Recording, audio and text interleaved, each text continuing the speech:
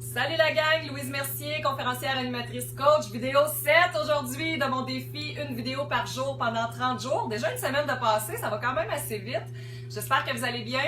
Aujourd'hui, j'ai décidé de vous parler de mon histoire, mon cheminement, mes études, dans le fond, ce qui fait que je suis maintenant aujourd'hui conférencière à vouloir aider les gens à oser se choisir afin de se réaliser pleinement. Donc, vous allez peut-être comprendre un peu plus le pourquoi, la mission de mon entreprise. Donc, je suis native, je suis née à Palmarol, en Abitibi-Témiscamingue. J'habite toujours à La Sarre. Donc, pour situer les gens un peu en Europe, mes amis de là-bas, c'est à 7-8 heures de route au nord de Montréal. Fait que peut-être que ça va vous donner une bonne idée. Donc, j'habite toujours ici, justement. Et dans le fond, l'histoire, c'est que je viens d'une famille de 4 enfants. Mes parents qui sont toujours en couple.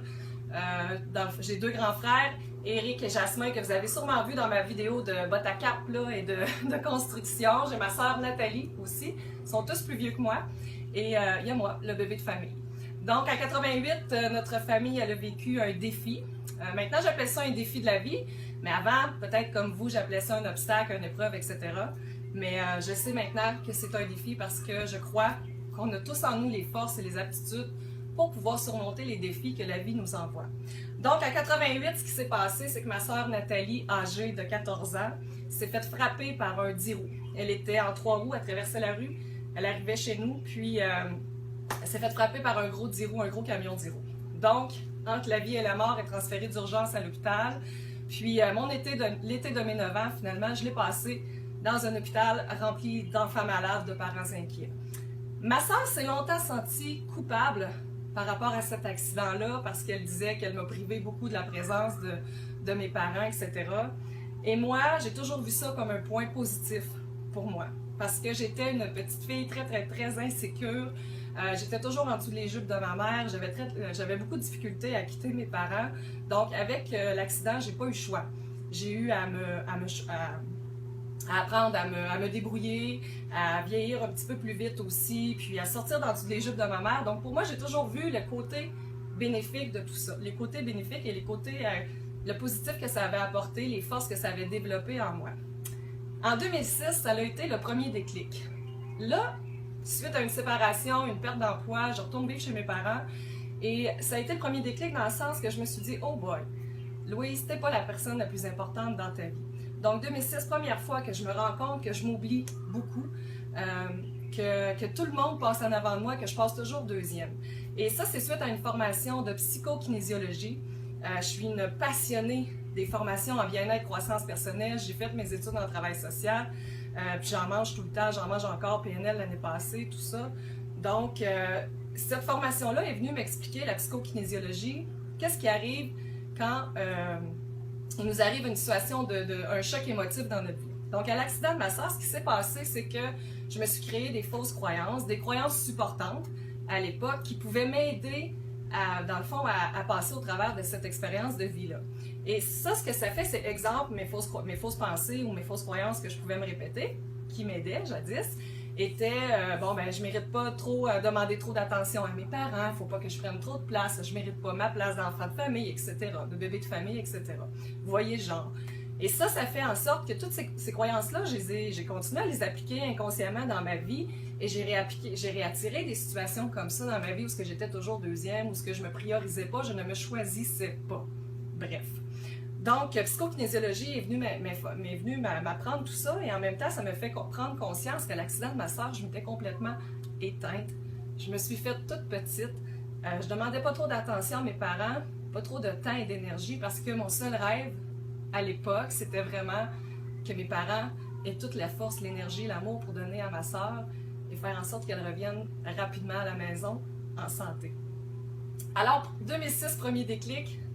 Là, je recommence un peu, je continue à prendre soin de moi, à me répéter que je suis la personne la plus importante dans ma vie, à me prioriser. Mais ça se fait pas du jour au lendemain, ça, de choisir d'être la personne la plus importante dans notre vie. Et ça se fait pas non plus en criant ciseaux ni en claquant des doigts, malheureusement. D'ailleurs, c'est pour ça, vous le savez, je vous l'ai dit dans ma première vidéo, je me dois de l'appliquer encore toujours et toujours. Mais ça fonctionne, par exemple, je vous le dis. Donc, j'entreprends, je pars mon entreprise en 2006 de massothérapie, réflexologie. J'ai fait des formations là-dedans aussi, relations d'aide, tout ça. Et en même temps, je fais de la suppléance dans les écoles, je donne des cours au gym. J'ai 4-5 jobs, 4-5 travails, 4-5 emplois en même temps. Pendant 6 ans, jusqu'en 2012, où là, à un moment donné, je fais ouf, étourdie, écœurée. Je remets même en question ma mission de vie, si c'est vraiment d'aider les gens. Donc, vous voyez que ça va pas très bien. Et moi qui pensais que c'était le fun de ne pas avoir de routine, mais là, ça devient un peu trop chaotique, mon affaire. Donc, 2012, je pars toute seule au Nouveau-Brunswick et là, je prends le temps de me retrouver, de retourner dans mon petit cœur d'enfant, dans le cœur de Loulou et d'aller voir vraiment qu'est-ce qui me faisait vibrer et qu'est-ce que je voulais réellement faire de ma vie. Alors, au retour de ce voyage-là, qui m'a permis de venir reconfirmer avec assurance à 110% que ma mission de vie était toujours d'aider les gens, mais au retour, je suis revenue en me disant, mais là maintenant, go, je fonce, je vais de l'avant et j'offre mes services d'aider les gens par les conférences afin de rejoindre le plus grand monde possible, le plus de gens possible, à, dans le fond, bref, de vous aider à vous choisir vous aussi afin de vous réaliser pleinement. Donc, c'est un peu l'histoire de ma vie, ce qui fait que je suis là. Les outils, les exercices, toutes les formations que j'ai suivies, dans le fond, c'est avec ça que je veux vous aider, que je peux partager avec vous. Et c'est ça qui fait que... C'est ça. C'est la Louise Mercier, conférencière, animatrice, coach de ce moment. Maintenant, c'était ma petite histoire pour vous me faire connaître un peu plus. Si vous avez des questions, s'il y a des choses qui ne sont pas claires, que vous aimeriez que je vous approfondir, tout ça, écrivez-moi vos questions dans les commentaires, ça va me faire plaisir. Et demain, c'est ma fête.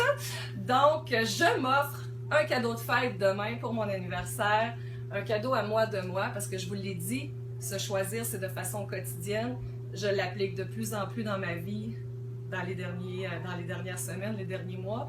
Et demain, je m'offre un cadeau parce que j'ose dévoiler une de mes facettes, une autre de mes facettes que je n'osais pas faire avant.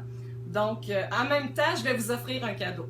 Alors, pour ceux qui veulent suivre les vidéos, Louise Mercier, conférencière, ma page Facebook. Et on se revoit demain, la gang. 3 bisous! Bye!